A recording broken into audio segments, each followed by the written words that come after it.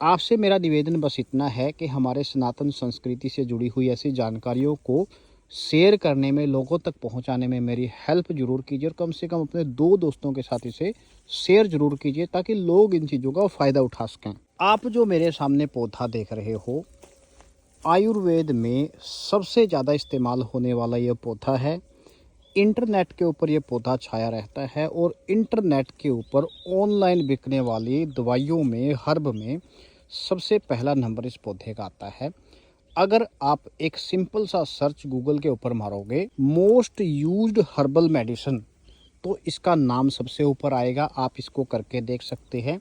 लेकिन आश्चर्य की बात यह है, जब मैं ये चीज़ें देखता हूँ तो बहुत बड़ा आश्चर्य होता है कि जो चीज़ ऑनलाइन इतनी ज़्यादा बिकती है, जिसकी इतनी ज़्यादा डिमांड है, वो देखो ऐसे फ्री में खड़ा रहता है। आज मैं जब यहाँ से गुजरा तो देखा कि ये पौधा तो बहुत ज़्यादा क्वांटिटी में खड़ा है यहाँ पे आसपास। किसी को ये पौधा समझ ही नहीं आ रहा कि ये पौधा कौन सा है। पूरी लाइन में ये पौधे उगे हुए हैं लेकिन कोई इनको पहचानता नहीं है। सिर्फ एजुकेशन की कमी, सिर्फ जानकारी की कमी, क्योंकि हम लोग हमारी किताबों को पढ़ते नहीं हैं, जो बेसिक चीज़ें हैं उनको देखते नहीं हैं, और जो कंपनियां हैं, जो ई कॉमर्स साइट्स हैं, वो हमें ये चीज़ें बेचती रहती हैं जबकि ये चीज़ें हमारे पास फ्री में उपलब्ध हैं। इस पौधे को अश्वगंधा बोला जाता है।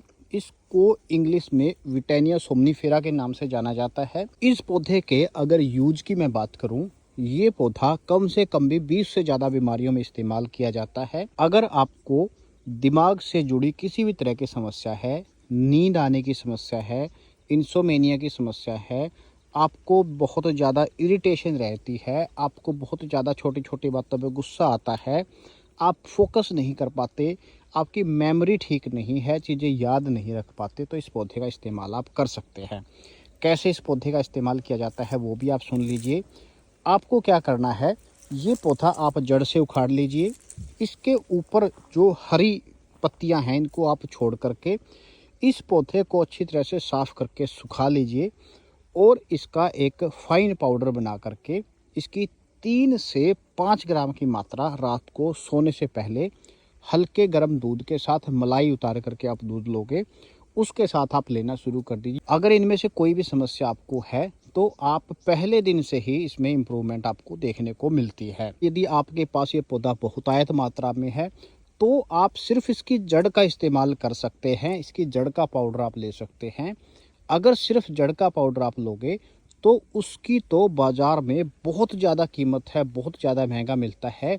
आप अगर सर्च करोगे KSM66 अश्वगंधा तो आपको उसके जो रेट हैं बहुत महंगे सुनाई देंगे। वहाँ पे जा कर के देखोगे, वो आप इस्तेमाल करते हैं तो वो और भी ज़्यादा इफ़ेक्टिवली काम करता है और तेज़ी से काम करता है।